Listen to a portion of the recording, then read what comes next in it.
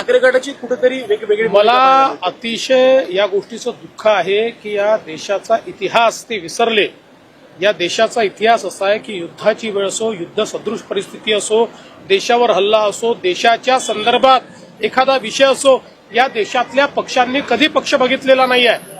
अक्षरशः बांगलादेशच्या युद्धामध्ये ज्या काळामध्ये खूप टोकाची लढाई चालली होती पक्षापक्षांमध्ये, त्याही वेळी श्री अटल बिहारी वाजपेयीजीने, स्वर्गीय श्री अटल बिहारी वाजपेयीजीने स्वर्गीय श्रीमती इंदिराजींना पूर्ण समर्थन दिलं होतं।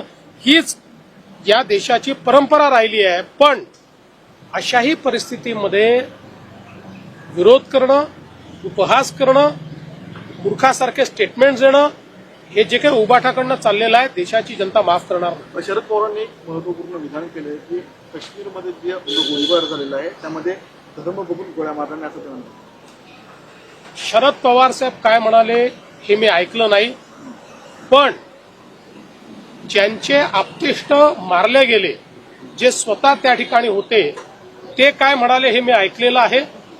पवार साहेबांचं जर असं मत असेल तर त्यांनीही ते जाऊन ऐकावं। सर, एका बाजूला राज्य सरकारकडनं हे सगळं केलं जाते, ही सगळी मदतकार्य राबवलं जाते, विमानं पाठवली जातात, परंतु महायुतीतलेच खासदार आहेत शिवसेनेचे नरेश म्हस्के यांनी असं म्हटलं की जे लोक कधी विमानात बसले नव्हते त्यांना आम्ही परत आणले, कुठेतरी उपहासात्मक टीका केली। मला असं वाटतं की बोलताना कदाचित त्यांची जीभ घसरलेली असेल, अनेक वेळा बोलताना भान उरत नाही, त्यामुळे त्यांचं हे वक्तव्य काही योग्य नाही आहे, त्यांनी असं वक्तव्य करू नये।